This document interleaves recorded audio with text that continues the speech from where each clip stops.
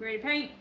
All right, so I just uploaded video from before about patching and sanding down your geese to prep them so you can paint them. So now I'm going to show you how we paint a goose.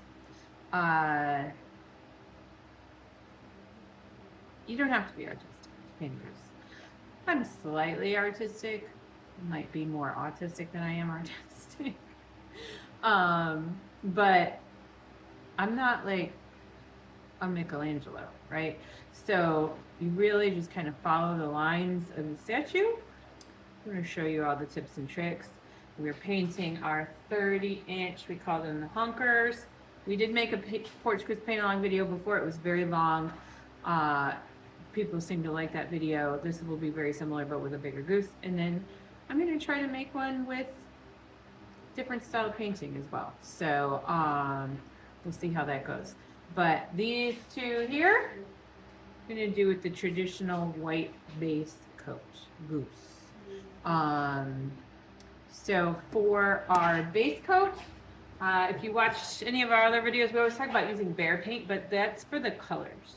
For the white paint, we get Glidden. It's cheaper. It's across the street from our house. So it will Walmart very close by. So we go through this more than we go through literally anything else other than probably sand. Sand goes in every statue. So this is one of our most used supplies. So I'm going to save a little bit of money on it. It's also an exterior acrylic. I don't know if you can see. This is the exact paint that we use. It's going to be backwards for you though. But this is exterior paint, white, grab and go, Glidden fundamentals. White paint isn't going to fade, so you don't need to worry about the UV protectant in it like you do with the colors. So Glidden works really well for us. In the previous video, I think we didn't have the Glidden with us, and we bought like whatever the lowest cost Lowe's brand is, but we bought the statuary, like the cement paint specific. It was fine. This though, this is our actual go-to. We have 2 cans of it right now.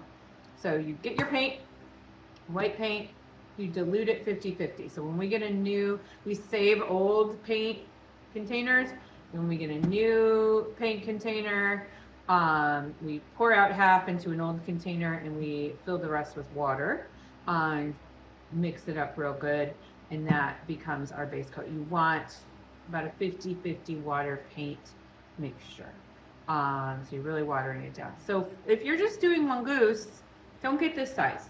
Get the smaller size, the quart, the pint, whatever you call it. I don't know. American measurements are stupid, so I don't know.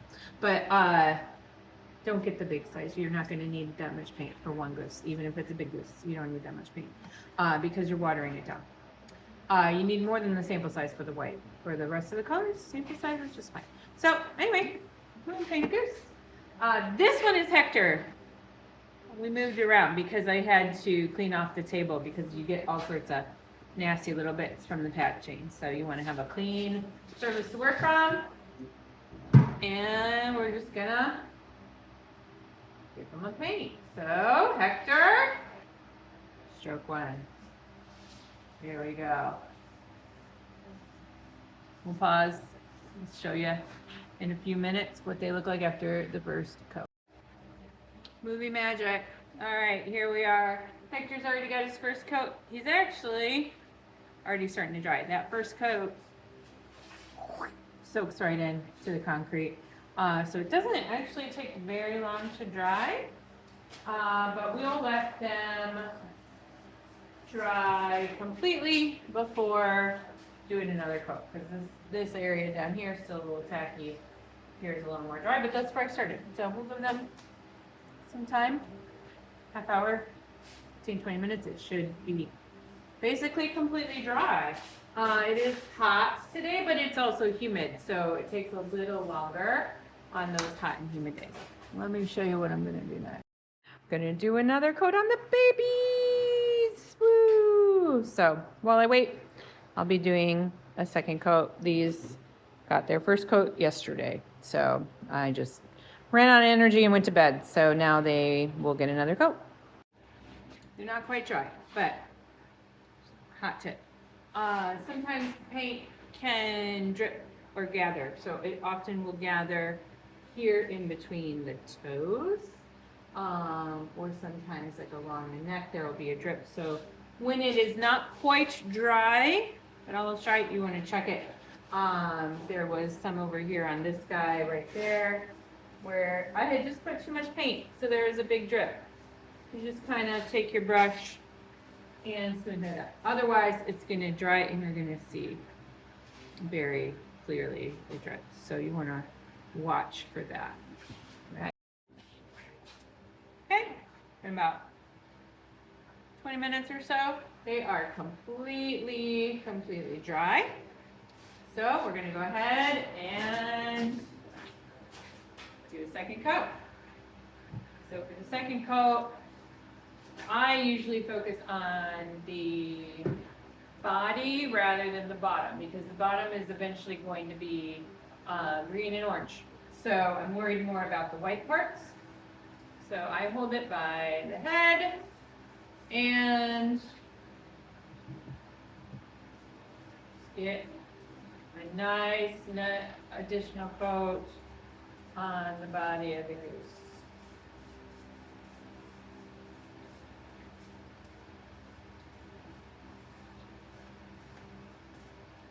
Come over to the other side. Try not to get in the way completely.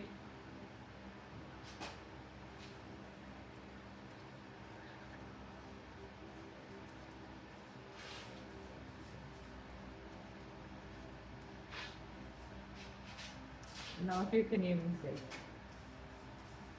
I'm not a camera professional. All right. Let's get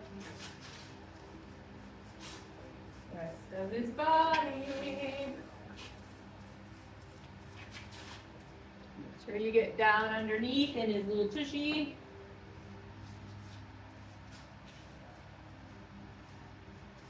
Again, you kind of want to check for drip.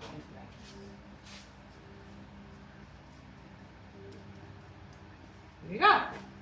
Second coat on Hector. You'll probably get one more. Hold on.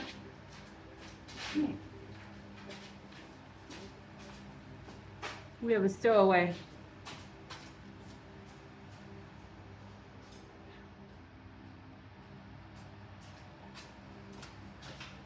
All right. That's it for the second coat. I'm gonna go ahead and second coat this other guy, and then we'll look at them and see if they need a third.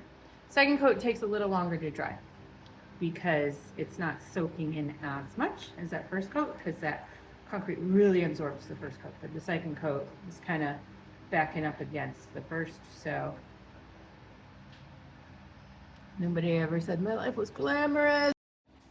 Coat number 3. You may have noticed I've got the others covered. That's because I'm going to do the dark undercoat. If I get any white on them, it's game over. They're just going to have to be white. So I'm going to go ahead and do coat number 3. And then we'll start doing some colors. So stay tuned. Happy little geese. Come here. Nope. Nope, Minnie. Thought Minnie Pearl was going to come say hi, but no. So, moving on to color for these guys. All right, I just finished. If you were watching both videos, timeline-wise, I just finished second coat on those guys. These guys are ready for their orangening, as Coco would say. For those of you that know, Coco is one of my BFFs. And she calls it the greenening and the orangening. It's adorable. First I gotta find it. Where did I put my plate? Oh, I just had it. Well, okay. I moved closer so that you can see what I'm doing, but now it's hard for me to talk. But anyway, here is the paint. Bear Premium Plus exterior paint. Okay? I use Mandarin. That's my favorite color for the feet and the beaks. Other people use different colors. You know what? You do you boo-boos. So we are just going to, we'll do Hector. You see? Here we go. Now apply it right on. Orange paint, 2 coats. Check it. If it looks good to you, then it should be fine. It already has a good base coat applied, so don't have to worry so much. Anyway, do the beak. I'll finish that out off camera. And then I just hold on. Sometimes it sticks to the cardboard. I'm gonna paint the legs. Here we go. You can be a little messy. It's just paint. You're gonna come back in and you're gonna do the green after this. So if it's a little messy, you're gonna cover it up. So I tend to be a lot messy myself. Because the messier I am, the quicker I can do it. And I often will have like 14, 15, 20 even to do. So today we only have, oh, somebody's talking to me. Harvey, come here. There's Harvey, my buddy. Hold on. You want to say hi? Say hello, Harvey. Harvey, say hello. Oh, Harvey wanted to say hi. All right, I'm gonna go ahead and finish the orange, and then I'll come back and we'll do green. It is time for the greening. Got our Bear Green Pyrenean paint. This is Sage Garden. It's gonna go here for the first coat. We're gonna come back in with a darker coat to make it, darken it up. But our first coat on our white geese is this Sage Garden. I'm running low.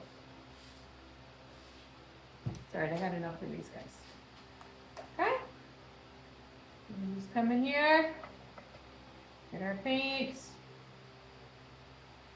and we cover up all that orange. Not all of it, of course, just the stuff we're gonna cover.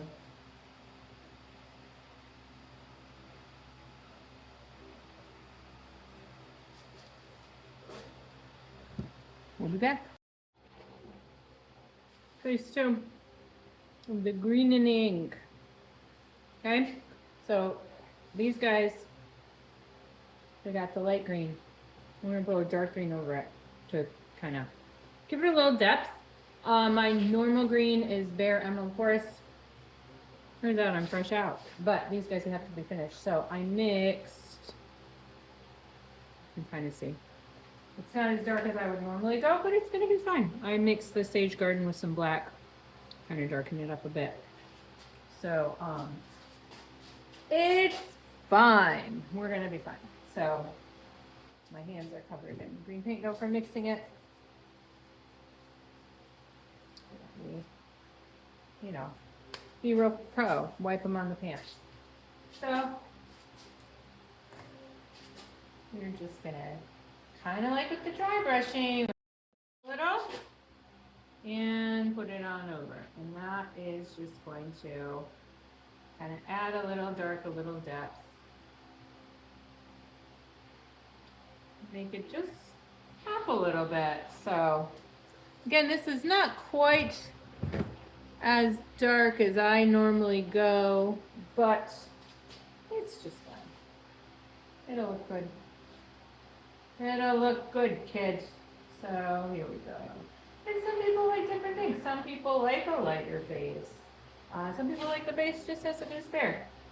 It's all preference. So I'm not afraid to do some different things because I might just hit somebody.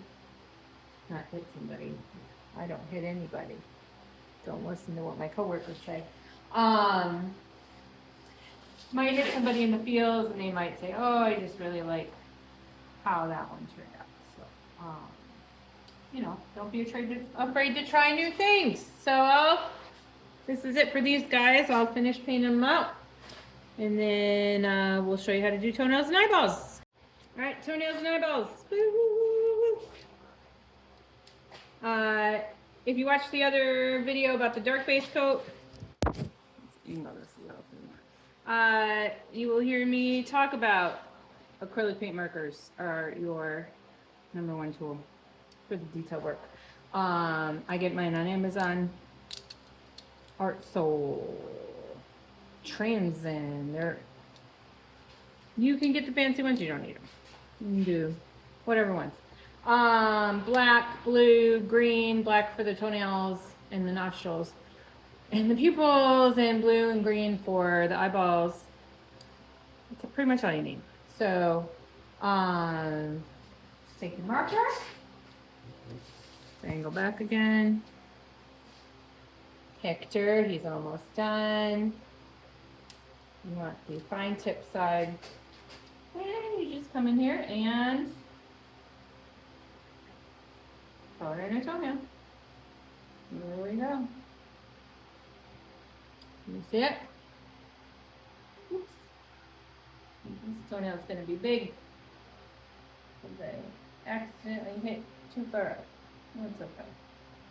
Sometimes people have big toenails, and most people, or geese, have little toenails.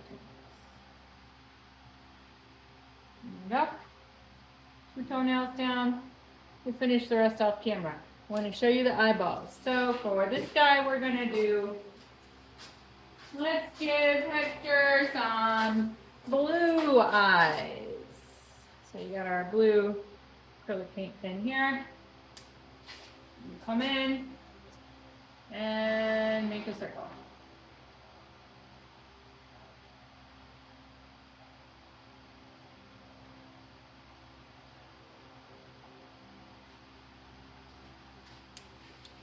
Zoom in.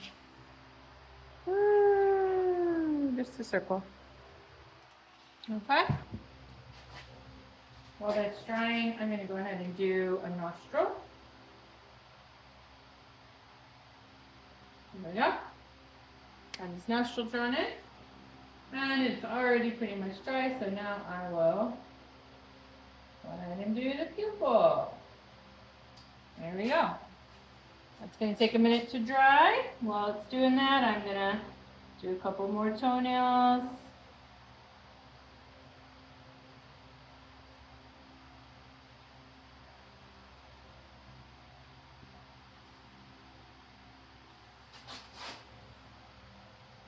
Go, toenails, toenails. You want to do a different color. Some people do white for toenails. Most people do black. Some people do white. Some people do like fancy colors like blue or pink. And that's just fine. Everybody has a right to do with their goose as they wish. All right, the eyeball's pretty much dry. Final touch, and of course I have to do his other eyeball. We're just going to take the white paint marker. This is a Sharpie paint marker, and we're going to make a little dot. Makes a little like reflection. And there he is. Handsome Hector. All right, I'm going to finish these guys up, and then I'll show you the results. Here they are.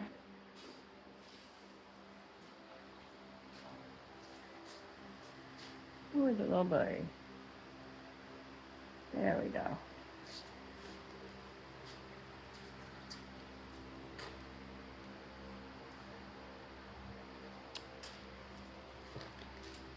And these guys,